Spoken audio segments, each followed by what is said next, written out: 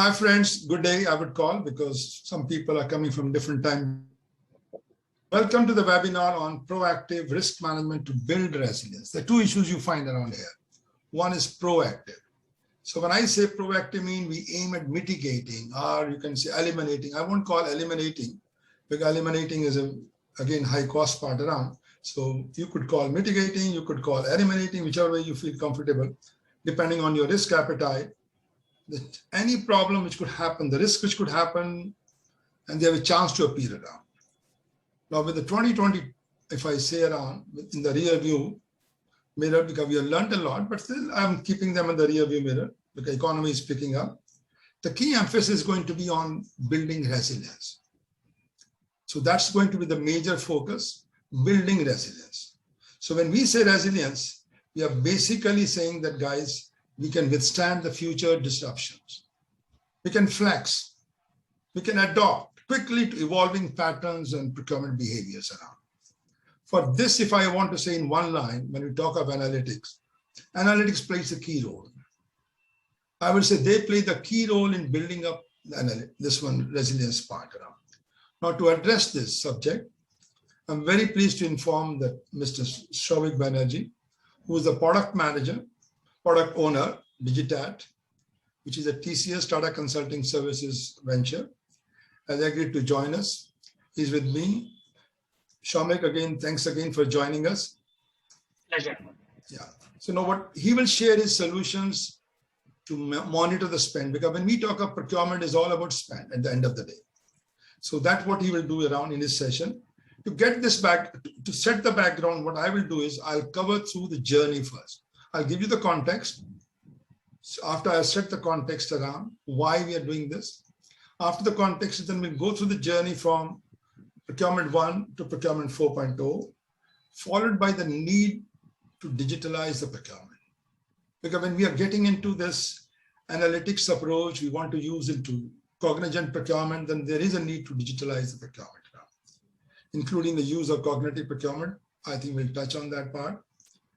Now, what we plan to do is, this will take us around 50 minutes. We have divided the whole thing into 3 parts, session 1, session 2, session 3. The session 1 we are trying to talk around is a need to rethink resilience. At the end of the day, bottom line is resilience. Then it will be followed by another session from my colleague, again, Souvik Banerjee, who's the product owner from Tata Consulting Services venture. So he will be talking around the product to build resilience, because they have done a wonderful job in this field by using AI and ML and all this thing around. So he'll talk about the product, what it can do, what we need today. And then it'll be followed by a demo also. So that's a unique, I would say, webinar, what we're doing today. Normally we do is webinar, we say something, but we don't demo you.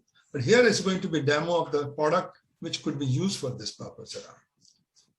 Now, this will cover, I would say, around 50 minutes. So in the beginning, the session 1 would be around 15 minutes to set the zone.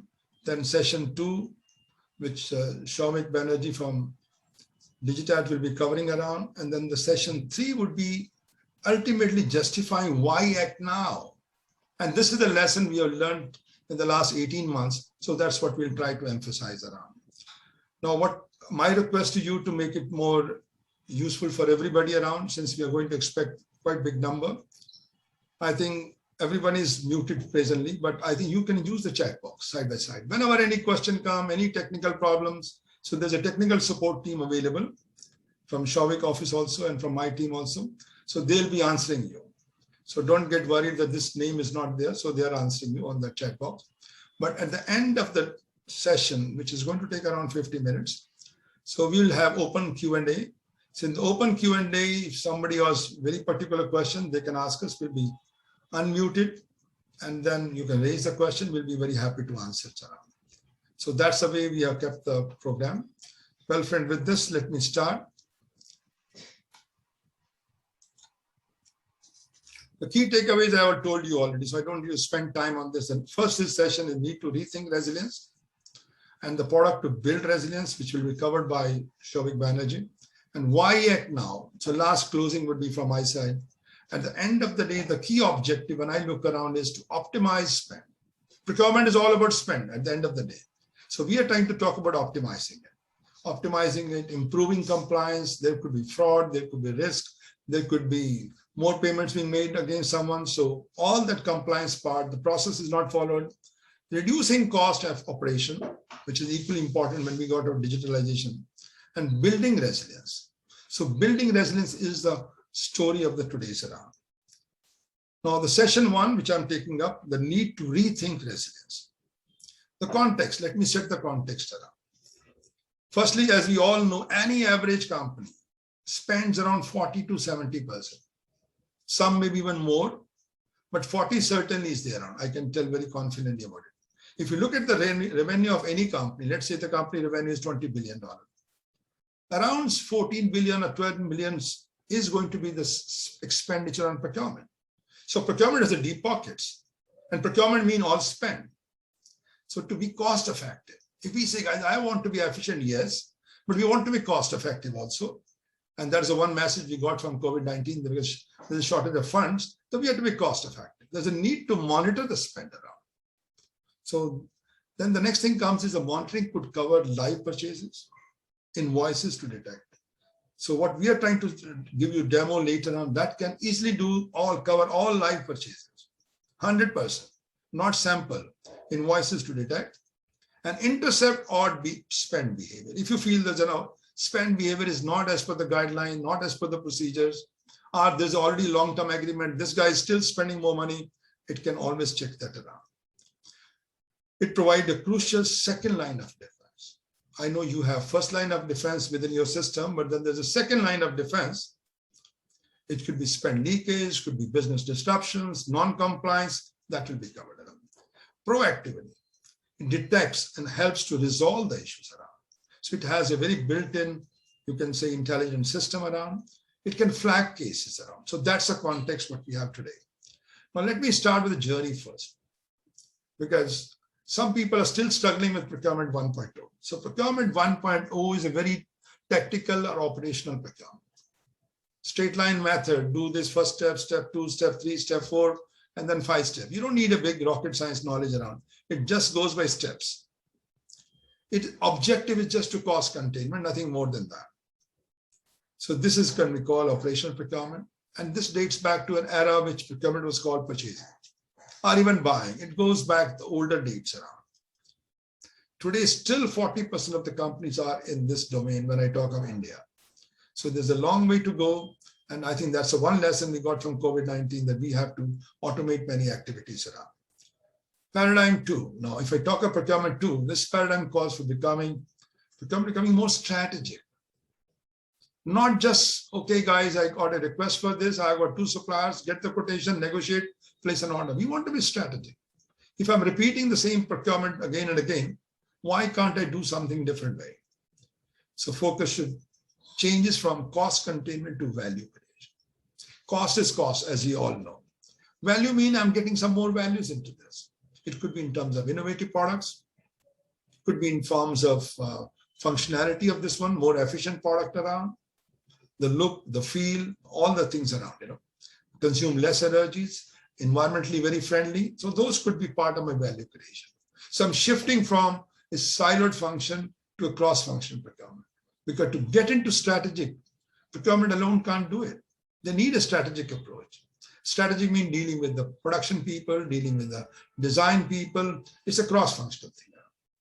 It is not a support function. Since it's a strategic function, we need to work together. Now, a methodology of guiding for sourcing and purchasing aided by emerging technology. So there are many emerging technology which will be touching on this part around. Now here I want to again re-emphasize, when we talk of Procurement 2.0, you want to be strategic era. You're moving from tactical era to strategic era. So strategic era has got, let's say, 3 pillars. One is the sourcing, which you could call strategic sourcing. You're making a long-term agreement. Other one is purely procurement operations. Guys, it's called P2P. So I think I'm sure many of you know very well. One is sourcing, which I could call source to contract. I contract, nothing more. It could be legally binding or may not be legally binding, depending on what type of contract you have made. Then I've got P2P, which is real based on my needs. So the homework is done at the sourcing stage. That's the brain behind it. P2P is just an operation. But the money is spent in P2P. Sourcing area is okay, I'm keeping my long-term arrangements, but P2P, which we are calling as purchasing operation or procurement operation, which is based on actual needs, is the one where you're spending money. And that's what we're going to control around. And those, if pattern, the behavior is different, that's what we're going to find it around. Now in procurement 3, if I see the next one, so from strategic, which I know, I was my first, I'll say assignment was on that in 1986. So we were having, UN was spending around $15 billion every year. So my job was to get from 200 country office, I could put them together. Then comes the next e-procurement. Guys, we are giving each is the silos. One makes requisition, one makes sourcing, one makes then again evaluation, again separate. Even when ERP came around, things were very silos. Requisition is on ERP. Then from requisition to making a purchase order is all not in the system. There's only the PO is there in the system, but from rec to PO, the whole journey is not there. Then from PO to contract management, the whole contract management is not there. SRM is not there. So that is outside the system around. So procurement, then e-procurement came around, guys, can we connect from one end to another end to end? So this created the source of data for us. This created the data source for connecting end to end, cut down paperwork also. So we have connected from end to end. Let's say if I want to do requirement definition, sourcing, I have e-sourcing. Then I'm doing the solicitation, evaluation, e-tendering around. Then I got web-based ERP for contract signing and managing the contract. Then I got e-ordering and then e-auction also there. So you can imagine around end to end is there around. And if I add payment also, that is also that covers from P2P fully. E-informing, the complete information is electronically available to everyone who are my ecosystem. It is not only few people knowing around. If I want, I can connect my complete ecosystem. That is what we call procurement 3.0. So this was the beginning, I would say, of data creation. So in the beginning, in the past, the data was there. I remember 2005 when I implemented ERP worldwide for my organization. That was covering only the data was very siloed data, not very end-to-end, but this e-procurement helped us to get data end-to-end. Then comes what actually the trend has happened around. So those are few from 90s, 95, 2000, 2010, and 2020 now onward. Everybody's talking of value. It is not the price alone. I think we have also learned in the last years, 2020, focusing on price, getting from one company, which is a word factory, you might be getting a price, but then we are seeing the impact of it around. So now people are looking around value management, much bigger thing around. It is not the price alone, it is other parameters as well. Continuity of supply. If there is disruption going to happen, that is disturbed around fully. Now, this gives you the summary part, strategic era to e-procurement solutions, digital eras, that's what it goes on. So the next thing comes with the digital transformations. So digital transformation, when we talk around, is technically to collaborate. E-procurement, you could say, yes, it's a digital, but not digital in one way because I'm not able to analyze the data very effectively. So in the digital transformations, we need to collaborate among complete ecosystem, automate the processes around. If some items are very low value, repetitive item, mundane items, can I automate them around? I can analyze them around. So which was missing in e-procurement. E-procurement was connecting electronically end to end. So digital is mine, is procurement 4.0. So this is again linked with the industry revolution. So we are talking around industry 4.0. I think industry is moving very fast. I meet around people many times. I think they are talking even of industry 5.0. CII organized a workshop recently. So they are moving very fast. I think when industry is going, supply chain procurement is part of it. So certainly we have to move in that direction as well. So this gives you some broad idea of what is procurement 4.0. MRP to me is the good old days, 60s, 70s, if you talk around the 80s, 1980s, it was all procurement 1. ERP is procurement 2.0. ERP is not connected end to end. The data are very incomplete. And to get the data from ERP is also very time consuming. To me, it looks is out-fashioned things around. It's a wonderful tool for business system, but not for procurement. For procurement, you need e-procurement. So e-procurement is Procurement 3.0. The next one comes Procurement 4.0. That means I'm using my latest whatever the best technology which has come from Industry 4.0 into this, which could be AI, artificial intelligence, could be big data around, data analytics, it could be IoT, blockchain, all those things are coming into Procurement 4.0. Then comes the technology which are there. I think big data is a very important around, intelligence and analytics around. So we'll be focusing quite a lot on this part. Others, for the time being, I'm keeping out IoT and all those things around, but they're all relevant. Some companies have started using it. Even we have started using it, few companies. Particularly in the US, if I want to visit a company, I can do virtual reality. Without traveling there, I can visit the company. So now coming to the digital procurement key elements. What is the key? The key element is the data, the fuel of data for digital procurement. So data is a key thing around. And technology, which we're talking around, disruptive technology, they are the machine to make sense of the data. Data is there. In e-procurement, data was created. But then they never came with the concept how to make a sense of the data, to get intelligence behind it. Innovation with experience and ability part and policy part around. The next thing I'm talking around, digital procurement again has got 4 steps around, 4 different types. One could be very basic one, small activities. I could do robotic process automation, automated procurement. Second is augmented. The third one is very important around is intelligent procurement, which can have self-learning methods, which can look from the past experience, pick up the information. It's just like our human body. We're able to learn with our experience. So they also learn, and we call as cognitive intelligence procurement. And this will be one of the activity I think my Shovik will be explaining around later. Autonomous procurement. So you want this to be totally autonomous without human being there around. So that's the next frontier, I can say, of digital procurement. Now, this is where I want to just close my session. The new system of intelligence, when we talk around, we have a system of engagement. I engage with suppliers, I engage with company, we engage with someone. I have got softwares, I've got my mobile phone, I talk to them, I do the chat box. All the engagement is data is created. So what we were doing in the past, till I would say Procurement 3.0, the focus was on creating data. System of analysis, analyze it. But the intelligence part was missing. And that's what is the basic, I would say, differentiator now. So now the focus is going on systems of intelligence. So when system of intelligence is there, it's just like human body. I get all the ideas in my brain, but brain does not act. So it's nothing. So this is the one, it's not a dumb, it's basically the most intelligent system of intelligence around. So when we talk about again AI for the intelligence part, it could be reactive AI, it could be with the limited memories, and it could have a theory of mind, and the last is self-aware.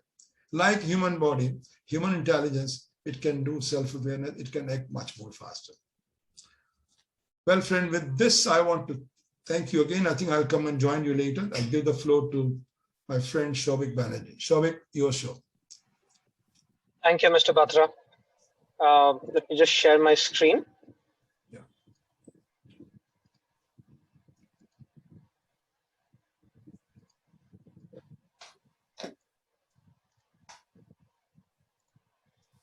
Do let me know if the screen is visible at your end, Mr. Batra. Yeah, it's visible. Go ahead. Okay, perfect. So, what I'm going to do over the next 30 odd minutes is talk about a product which we call as Ignio Cognitive Procurement. This is a product that has been built specifically such that organizations can build resilience into their procurement function. So what I'll do is in this 30-minute session, I'm going to break it into 2 parts. Over the first 10 to 15 minutes, I'm going to take just a couple of slides to try and explain what is this product and where exactly would you take this product inside an organization, where would you fit it, and what kind of value would it bring. And then the second half of the session, I'm going to try and give you a demo of the product so that you get a feel of how this product looks like, how it works, so that it leaves you with a far better understanding of potential use cases where you could take this to, right? So just a little bit about ourselves before I get into the product, since you heard the word Digitate and we are from Digitate. We are essentially, as Mr. Batra said earlier, we're a TCS venture. We come out of Tata Consultancy Services. We were launched in 2015. We came out with a product with a brand name called as Ignio. We like to call ourselves an AI Ops product. For those of you who might not be familiar with the term AI Ops, it is essentially a term that is used to denote any kind of technology that has the capability to observe, engage, and act. As in, sort of, you put this kind of product on top of any kind of operations. Procurement just happens to be one kind of operation. You can use technology today to intelligently observe if something is going wrong, engage, again, intelligently by doing some kind of a causal analysis, deciding what actions to take, and then act as well, as in take some kind of action to either correct a problem or prevent a problem from happening. And so that's the space that our product is in. We've been launching a bunch of products over the last 5 years or so since we were launched. And cognitive procurement is what we're going to talk about today. This is one of the newest products that have come out of the stables. It is something Ignio as a brand has been getting a lot of attention out there in the market. We are the only vendor that is covered in this space by all analysts, all reputed analysts. And we've also been winning several awards, right? So this is something that is really going places. So now let's get into the actual space of procurement, right? So if you think about how organizations have dealt with procurement, and Mr. Batra gave a wonderful overview of the journey of procurement 1.0 to 4.0.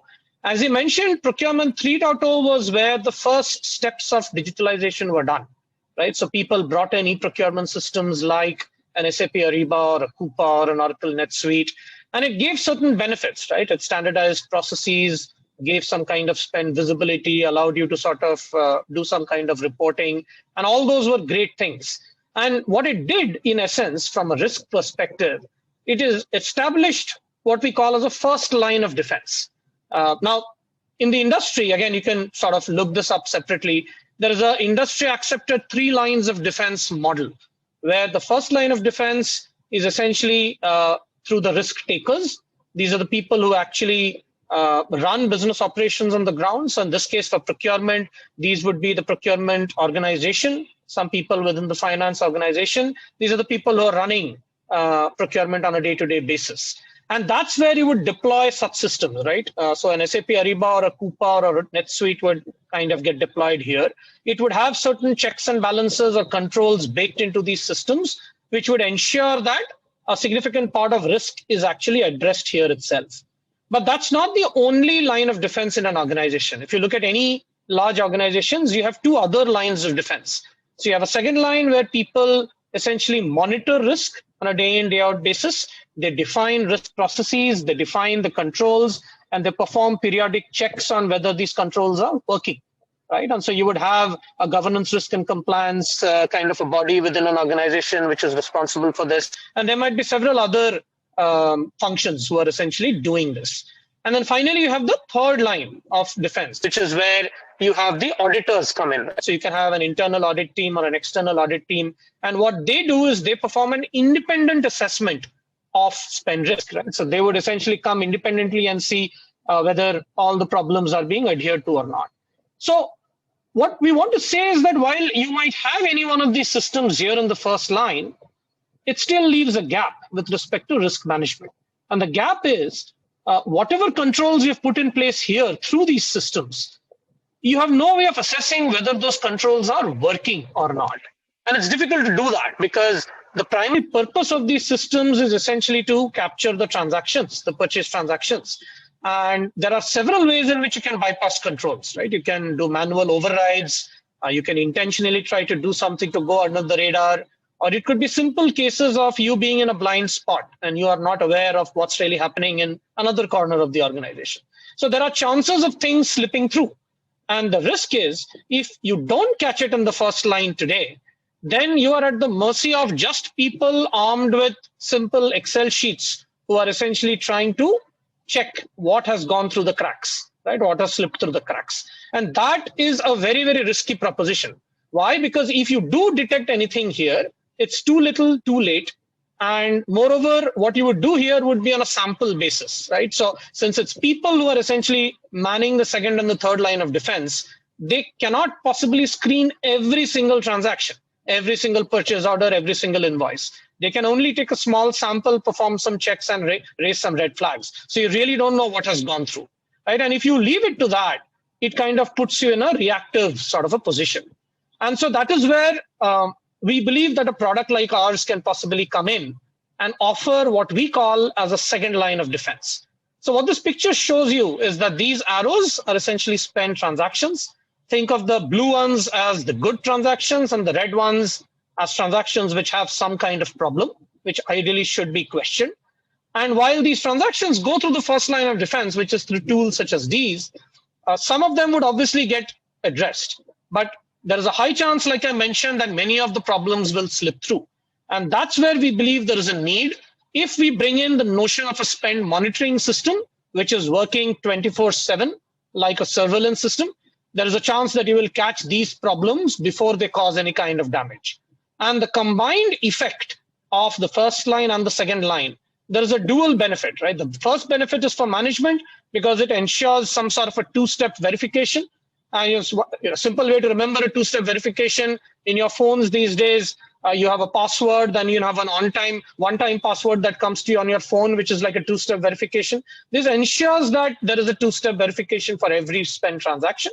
For auditors, it's great because now you're monitoring every single spend transaction. You're not doing any kind of sampling. And better, since you're doing this on live transactions, if you do find something, you can fix it, right? As opposed to discovering it 3 months down the line or 6 months down the line when the damage is already done, right? And so that's where we believe that a product like ours sort of comes in. And so this is the name of our product. Like I said, it's Ignio Cognitive Procurement. It is, in essence, a spend monitoring solution. And I'll get into a little bit of details during the demo to explain how it monitors spend and what kind of things can it monitor. But that's essentially what this product is about. So what does it monitor? It monitors open purchase requests, it monitors purchase orders, it monitors invoices, and it is continuously looking for savings opportunities. It is looking for those cases which are possibly non-compliant to an organization policy. It is looking for, is there a way that the cycle time can be impacted, as in you're expecting certain things to happen within a certain time and they're not. And so that's going to cause some business disruption, right? And it's looking for different kinds of business risks. The good thing is it's always watching 24/7, right? So that's essentially what the software sort of does. And so here is where the intelligence lies, right? So how do you monitor? So the way we monitor is not a dumb monitoring where we just come in with a bunch of rules and we start questioning every single transaction. What we do is we first look at an organization's historical transactions, right? So when we come in, we say, can you give me all the transactions that were carried out, let's say, in the last 1 year? And let me analyze those transactions. Let me understand, what do you typically procure? Who do you procure from? What are the typical prices at which you procure?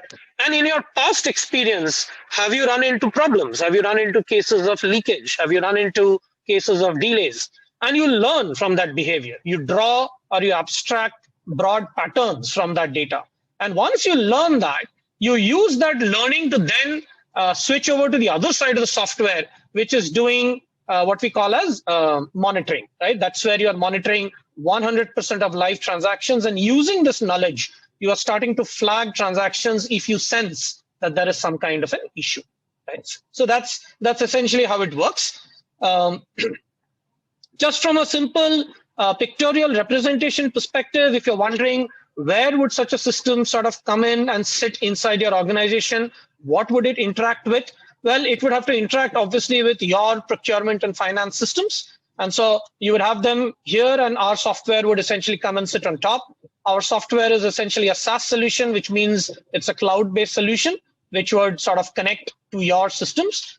And your systems would have the actual transactions, right? So you would have all the live purchases, you would have all the purchase requests, the purchase orders, the invoices, the payments, and you would also have all the historical data, right? Whereas we would come in from top and we would monitor your purchase requests, monitor your POs, monitor invoices, and we would also analyze your past invoices. So we would do two things. We would do spend monitoring, which is the real thing. And then we would also sort of do some kind of spend analysis. Why? Why is the spend analysis important? Because like I said, you learn from your historical data and then you provide monitoring guidance, which is very, very crucial, right? So you do pull live data from these systems into our system. You do pull live as well as historical data on this side, and you generate insights and provide monitoring guidance. And that guidance then allows you to generate alerts in real time. And these alerts can be then pushed out to relevant stakeholders via email, right? So that's essentially how the software works. So at this stage, let me quickly switch over and try to give you a demo of this software. So this is our login screen. Let me log in once and also put this in a full screen mode so that it helps everyone. Yeah. Okay. So this is how our software looks once you log in.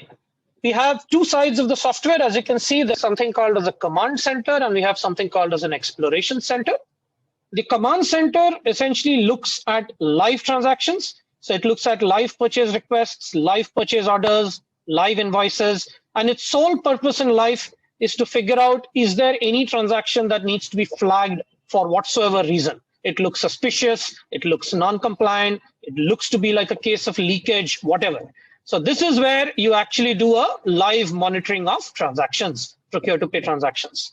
And this side of the software, which we are calling as the exploration center, allows you to analyze historical data, right? So it looks at, let's say, all transactions that have been keyed in over the last 12 months, and it analyzes it through different lenses. So it will look at, if you have leaked in the past, where have you leaked? Which are those items for which the leakage has happened? Or if there have been delays in the past, are there any patterns that indicate why those delays happened, right? Can you mine those patterns from data, right? And so we have several such modules which are looking for cases of duplicate payouts. We have a new module coming in, which is also looking at a supplier's performance in terms of what has been the track record of a supplier. Has he been competitive with respect to the other suppliers? Has he been timely with respect to other suppliers? And also several data points that are now starting to come in from the market, right? So what is the financial health of the supplier? What is his track record on sustainability? Is there some negative news about that supplier? So we take all of that and we generate what we call as a reliability score for every supplier on a scale of 1 to 10. And then again, why do we do all of this on this side? Because everything that you learn from here by analyzing transactional data as well as data from the market, you use that to then guide what you want to monitor on a live basis, right? So that's essentially what the software does. So now let's kind of go in a little quickly and see when we say monitoring, what do we mean by monitoring? So what you're seeing here is we are in a sort of a dashboard which is looking at live purchase requests, and the screen is sort of divided into 3 or 4 sections. So we have a spotlight section, we have a quick catch section, we have a summary section, and then we have a trend section. So our entire monitoring we have designed on the back of controls. Now again, there are several software out there in the market which give you lots of charts and graphs and leave you with that. We decided that that doesn't help unless you are able to point out a specific problem with a specific transaction. It is not actionable. So we've taken the route of what we call as controls. So what is a control? A control is nothing but a very specific business check that you would apply on a transaction to determine whether that transaction should be flagged or should not be flagged. And what are examples of controls? So for example, you see that there is a particular control here called emergency requests. The job of this control is to study all the live cases and flag only those cases which look to be emergency. And how do you determine that they are emergency requests? Because you can see that the expected fulfillment date is possibly just 2 days away. And so it will just cull out all of those PRs and put them in front of you and say, you might want to clear these on priority as opposed to the others because these seem to be necessary for business, right? So that's a very simple business check that we've kept here. But we have several other controls, as you can see. So here is a control which is flagging all purchase requests which seem to have excessive freight. And how does it decide whether it is excessive freight? It looks at the amount of money that is being charged for freight, and it is looking at the total value of the purchase. And if it sees that the percentage is crossing a particular threshold, it is flagging it and saying that there are cases which have excessive freight. You might want to reconsider an alternate vendor and cut down on freight expenses. Right? Likewise, there are several such controls here, tracking overdue requests, cases which potentially could be repairs instead of fresh buys to save money. And then we get into several kinds of predictions, right? These are likely to be rejected, or these are likely to sort of run into delays in PO creation and so on and so forth, right? And so we have these controls. So we have something in the spotlight section, which is the most important one. We have a few in the quick catch section. And in the same style, we have created different kinds of controls for different stages of the procure to pay process. So once you move over into the PO stage, we are looking for catalog price variance. We are looking for general price variance. We are looking for those cases which are likely to run into fulfillment delays. So there is a separate set of controls that swing into action here. And likewise, once you get towards the fag end of the procure to pay process, you have different kinds of controls that swing in for invoices, right? So now let me show you very quickly what can you do with a control like this, right? So let's say you have excessive freight as an example, right? So once you go in, you can drill down and sort of look at how many PRs are being flagged which seem to have excessive freight. You can sort of sort it by value. You can sort it by count. And you can go deep inside and look at all of these 18 purchase requests which have been flagged for excessive freight. So if you see this table, each record here is a purchase request that has been flagged. It gives you some amount of data. You can filter this table based on value, and you can go in to a particular purchase request, and it gives you a very specific insight. It says that the freight here is excessive. It gives you a particular percentage, says that it is possibly on the higher side. It gives you a recommendation on what you could do. It gives you the details about that particular purchase request. And interestingly, it gives you an ability to send a notification right from here to anybody that you want to. So you could send an email, you could mark it to somebody, copy somebody, put a subject, put your own message, and you could include all the insights that we've generated and all the details, and you could send an email right from here. So what this does is, if you really want to intercept a particular transaction for any particular reason, you could do that right from here, right? You could sort of raise a red flag on a transaction and do it. You could send these notifications not just at an individual level. You could sort of select them in bulk, and you could send bulk notifications. That's a possibility. We've even provided an ability to accept or reject these. Why? Because this is a learning system. As you start to sort of maybe accept some of these or reject some of these, we will continuously learn, and we will decide whether to flag it the next time round or not to flag it the next time round, right? So that's essentially how we've done it. And the same style has been carried over into every single control. So let me show you one more control. You go into purchase orders here, and you go into predict fulfillment delays. As you can see, it's the same style. You can go in, you can look at all the purchase orders that are likely to be delayed. And so once you go inside, it's going to tell you that there is a likely delay by a certain range. And why is it saying that, right? Now, this is interesting. And this is where the software links back to the other side, which is the learning side. So you might ask, on what basis are you making a prediction that this order is likely to be delayed? Well, we are making this prediction because we've studied, let's say, all transactions that were keyed in the last 1 year. We studied all the cases of delays that you ran into, and we analyzed those delays to figure out, are there specific reasons why you run into specific kinds of delays? And if you understand those reasons through patterns, then you can monitor those patterns, which is exactly what we are doing.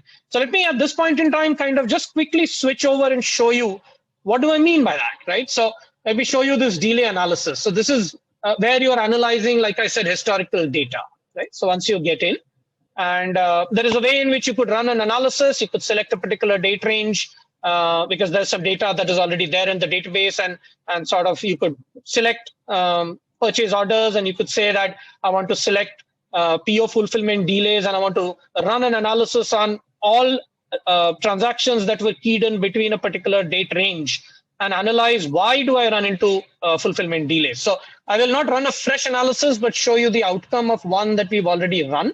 So this is an analysis that we had run at some point in time. It got completed, and I will show you what such an analysis kind of yields as an outcome. So as you can see, it kind of yields what we call as patterns. And every sort of dot here is a pattern that it has mined from data using an algorithm. It tells you what is the confidence of that pattern, what is the coverage of that pattern in the data set, and what is an example of a pattern. So you see this is a table which is a list of patterns. It can go in and it will say this is a pattern which explains why you run into delays in the range of 6 to 15 days. And so once you go inside, it will sort of give you a very interesting sort of observation. So it's saying that out of some 29,000 purchase orders that were analyzed, there were 7 purchase orders which demonstrated a very unique pattern. And so what is special about these 7 purchase orders?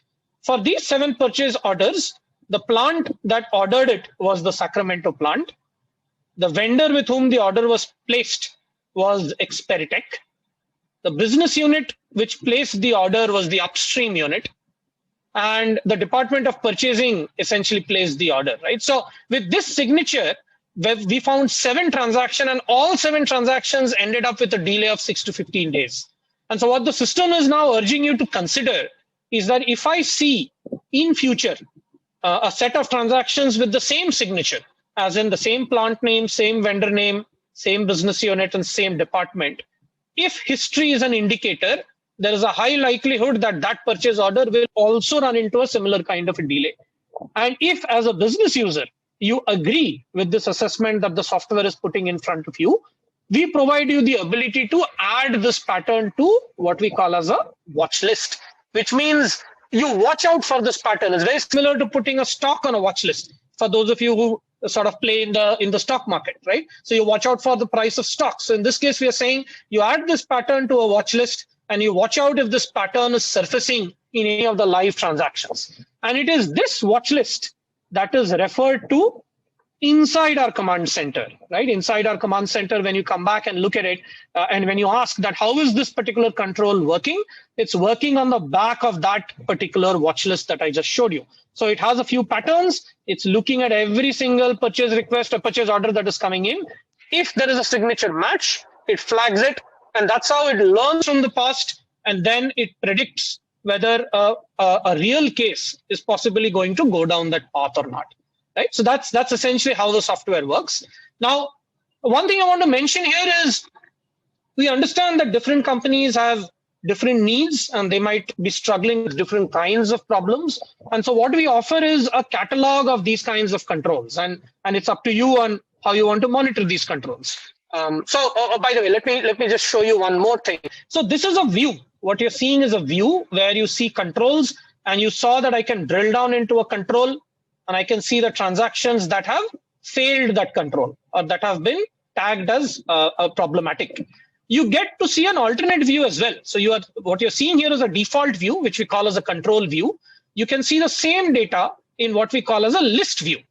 Now, what is this? It is the same data, but it is presented in a different way. Some people find this more convenient. So here, we don't start with a list of controls. Rather, we start with a set of transactions that have been flagged as problematic. So these are the transactions that are problematic. And when you click on any one of the transactions, it will tell you what the transaction has been flagged for, right? So a particular transaction could have one problem. A particular transaction could have more than one problem, right? So this particular transaction seems to be an overdue case, right? So this is the control. The control has now gone underneath the particular transaction. So it's possible that a transaction has failed for multiple controls. So you can get this kind of view as well. But it ends in a similar way. When you click on this and go in, you get to see the same view. You get to see the problem, you get to see the recommendation, and you get the ability to notify, right? So this is something that is available. And this entire thing that I'm showing you is something that you can configure.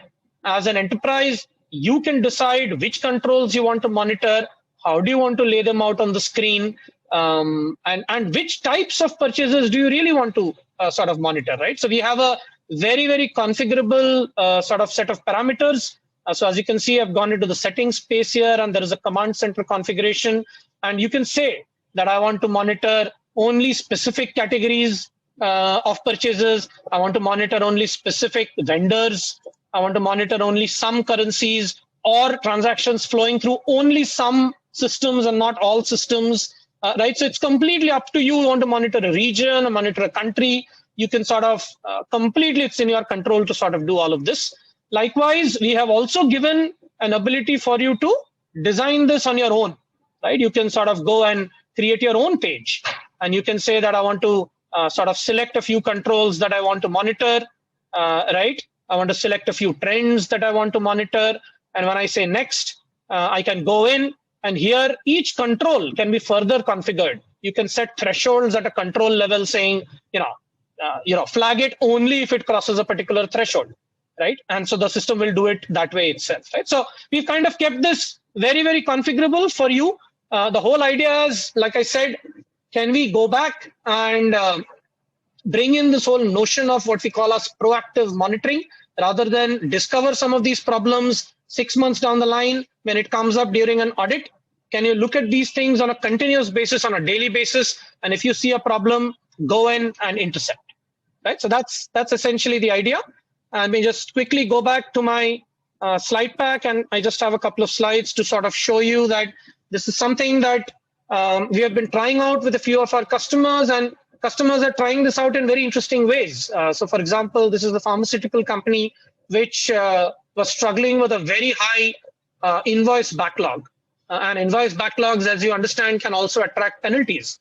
Those of you in India would understand, if you are not paying an MSME vendor on time, then you are liable to pay some penalty, right? And so that is not desirable. That's essentially leakage. So how do you predict which invoices are likely to fall out and make sure that those invoices are essentially handled on priority? Well, we have a pattern mining module we showed you, using which you can analyze all your past delays. You could monitor patterns and then sort of ensure that you don't run into sort of those kinds of problems, right? So that is exactly what this company has sort of done, right? There is another company here, which is an airline, which essentially is doing something similar, but they sort of said, why can't we turn this entire product towards our travel and expense spend? And that's also spend. And so they're an airline, and so they have crew. Crew goes and stays in different hotels in different parts of the world.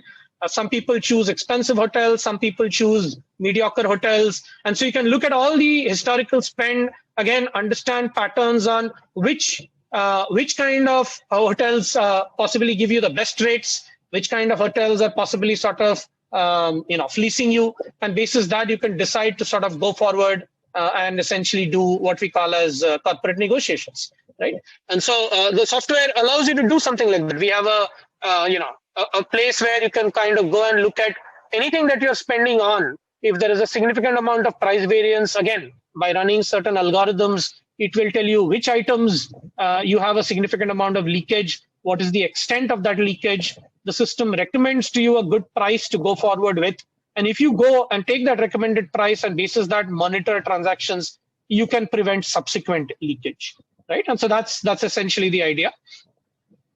And so that's essentially what I had to present. We would love if you reach out to us and we get a chance to work together. We are looking for customers. We are looking for partners. If you have something exciting to bring to the table, we would love to sort of look at that and see if we could work together. For those of you in India, you would understand this is a festive season in India. It's Diwali, it's the festival of lights. And we want to make an offer. For the first few respondents who are reaching out to us, we are offering a free 2 weeks trial. You could sort of get that for free. You could try it out. And then you could, with no obligation, you could try it out. And then we could see if it works for you. Then we could sort of take a conversation forward. All you need to do is send an email to this email ID. So you could grab a screenshot. I'll pause here for a few seconds. And all you need to put on the subject line is, yes, I want to use Ignio and I want to give it a shot, right? So just put in a, yes, I want to use Ignio, and that's it. And we will get back to you. And like I said, we'd be happy to sort of reach out to you. We will anyhow circulate this information post the webinar with all of you. But in case you want to grab a screenshot, you can do so now. And yeah, that's all I wanted to say. Mr. Batra, over to you.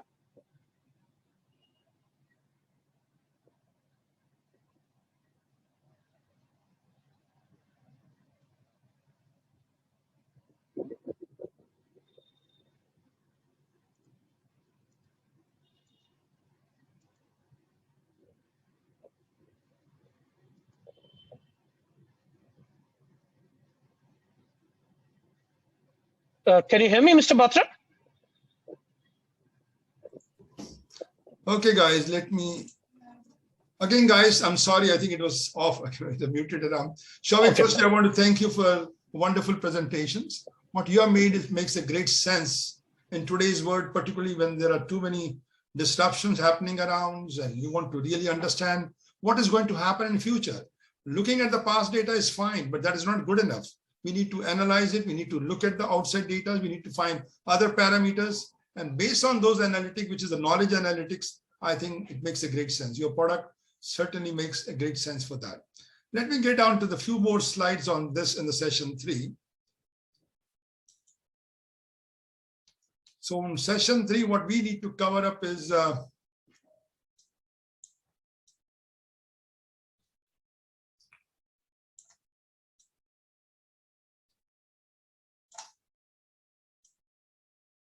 okay, guys, now we are in the session 3. Let me see what I want to cover.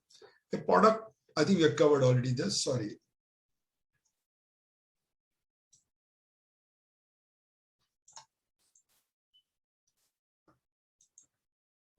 Now, why act now? I think you already heard Shavik. He gave a wonderful idea around what exactly is the product around. It's how to build resilience, to monitor the spend. As I said to you in the very beginning, procurement is all about spend. Now everybody's worried around how can I cut down my spend or how can I make it more cost effective. So I think he has given wonderful ideas around through his product, how this could be monitored around, monitor for fraud, monitor for misuse, monitor for whatever you could call around. So it helps you as a second line of defense from the audit angle. So why act now? Now these ideas have been in the past also, I'm not questioning, but why act now? I think the lesson what we learned from the last 1 year, the last 18 months, you could say, this is very clear that two things are coming very popularly, that we have to become resilient and we have to become agile. If I had to put in 2 words, one, that we have to be agile, and second, we have to be resilient. Agile means I should be able to respond. A respond is only happening when there is no disruption. If there's a disruption, I can't be agile. I know in the good old days we were taught when I was studying in US for my MBAs, and they used to focus on just in time. Now people say, guys, no, it's just in case. So now the just in case is becoming around, and just in case leads us to building the resilience. And resilience means, if I have to define the risk and resilience, many of us have been doing risk. We used to find the probability of we used to list down the risk, and then we have a probability of each one. Based on the probability, we say, guys, we need to focus on this. But now here we are talking around unknown. Like COVID-19 pandemic was unknown to us. Tsunami, what happened? Okay, you could say unknown, but then there are many unknown things around which are low probability events. Now, how do we manage those type of risk around? So this is where we are trying to say is, now if I look at the lessons, what we have learned, the first thing it comes up is spend visibility. Now we need to have spend visibility. And if I'm managing the spend and I'm monitoring the spend, I'm also having a visibility of how much I'm spending, overspending around, how much is my fraud, how much is my leakage. All those issues I'm getting at one shot. I think Shavik has shown you all those things around. Supplier collaboration. So that's another one. Organization agility part. So if I see from this for our product purpose, the very first one, spend visibility and accuracy. And the last one is digital adoption. Until you adopt digital, you have the digital tool, disruptive technologies there around AIs and big data. You can't do data analytics very well. You could have an e-procurement, good old days, I could pull the data, I could have a spreadsheet, analyze some trends around. But now you don't need to do it once you have these wonderful tools around. Agile and resilient, the spend transformation. That's what I think the focus was of Shavik. How do we get the maximum value of this? Through differentiated new value levers, including digital. So spend transformation is a one thing, new ways of working and responsible sourcing. I think the focus has been on, in this session has been on the spend transformation. And spend transformation, if I want to show it the slide, how do I unlock the values around in spend monitoring? Very first thing is spend visibility. I've got a spend visibility, as you said already, all transactions, all the POs, all the invoices, 100%, not that you're getting a sample. So there's a visibility part. Okay, which are the transactions there? Then I'm trying to say, guys, identify the cost optimization. Each one, am I paying overpayments? Is the PO existing or not? If PO is not existing, the why purchase, why we are making payments, those maverick spend also can be cut down. So the cost optimization can be done. If I've paid last year's some X price, and now I'm paying 20% more or 30% more, I can compare it up. I can flag it up. Plan the interventions. Then you can certainly plan the intervention, lock values in budget. So you can say, guys, look at the budget. So those things also you can see what is my budget. I think he showed you in the spreadsheet. Complete data comes in, execute and transform with agility. And lastly, but not the least, is control and monitor. And that's what he's shown you very clearly, how we can monitor it around. So once you have a good monitoring system, good spend visibility, it helps us to unlock value. So that's a key message I would call around.